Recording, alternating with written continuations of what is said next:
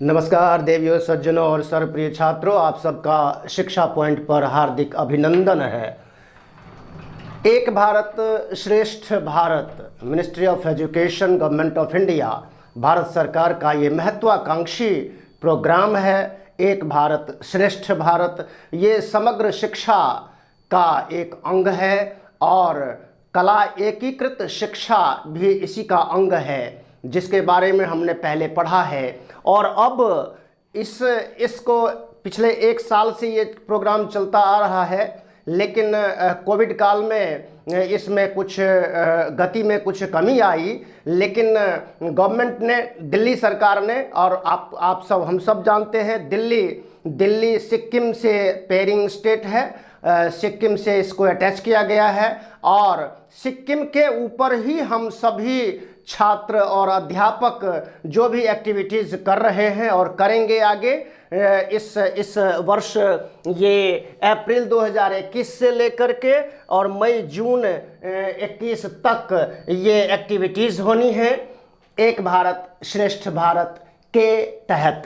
इसमें बच्चों के सामने अल्फ़ाबेट, जो सिक्किम स्टेट है, सिक्किम में जो भाषा बोली जाती है उसकी वर्णमाला, उसके गीत आदि के बारे में 25 सेंटेंसेस, वाक्यों का निर्माण करना आदि चीज़ें हैं। स्क्रैप बुक है और भी भोजन है, खान पान, रहन सहन, ये सब हम उसमें शामिल करेंगे।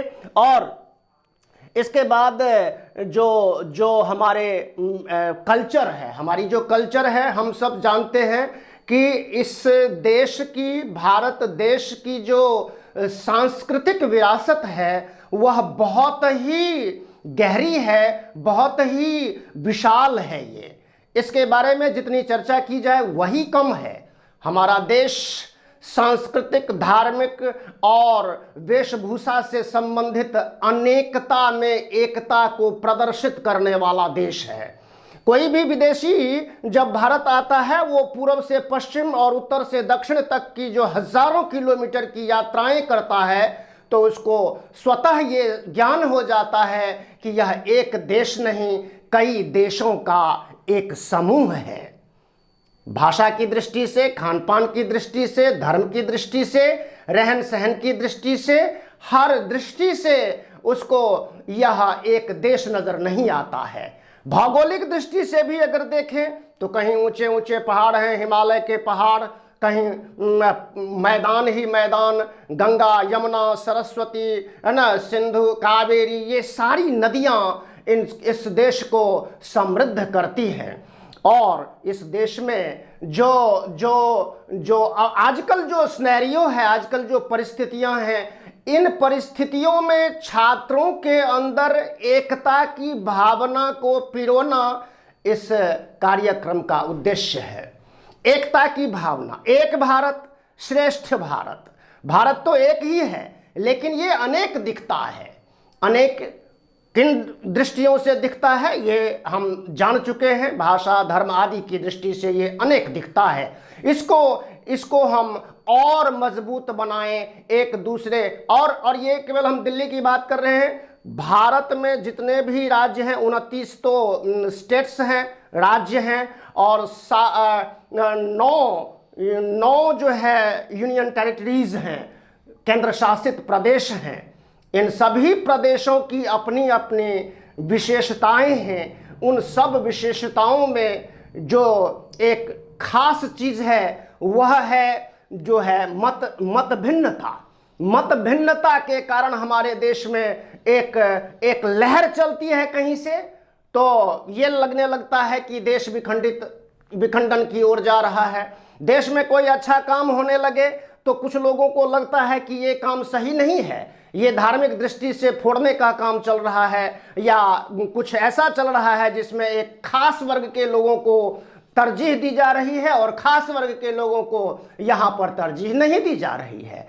It's not good. ऐसा कुछ नहीं है। हमारे देश की जो विविधता है उसको इस शिक्षा के माध्यम से, समग्र शिक्षा के माध्यम से, एक भारत श्रेष्ठ भारत और कला एकीकृत शिक्षा के माध्यम से हम अपने देश की सांस्कृतिक विरासत को, धार्मिक विरासत को और वेशभूषा से संबंधित हर चीज़ को, हमारे दिल्ली के बच्चों ने अभी सिक्किम का केवल नाम ही सुना था, बहुत से छात्रों को सिक्किम के बारे में कुछ पता भी नहीं था, लेकिन आज की डेट में वहाँ के खान पान, रहन सहन, भाषा, वेशभूषा के बारे में काफ़ी कुछ आर्ट इंटीग्रेशन के माध्यम से जान चुके हैं हमारे बच्चे, और आगे जानने की आवश्यकता है। उनकी भाषा, उनके गान, उनके खान पान, उनकी रहन सहन, सब कुछ को जानने की आवश्यकता है। ऐसा ही सिक्किम के स्टूडेंट्स भी कर ही रहे होंगे, दिल्ली के बारे में जान रहे होंगे,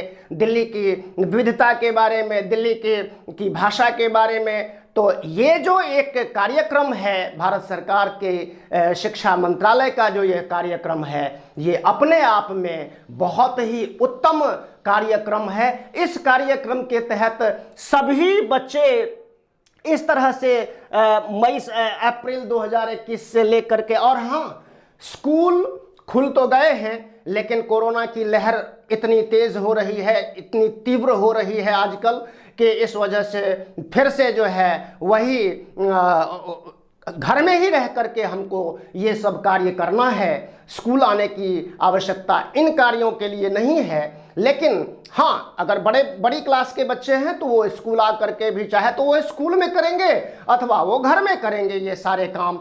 तो ये सारे काम करके अपनी बुद्धि को, अपने ज्ञान को और आगे बढ़ाएंगे।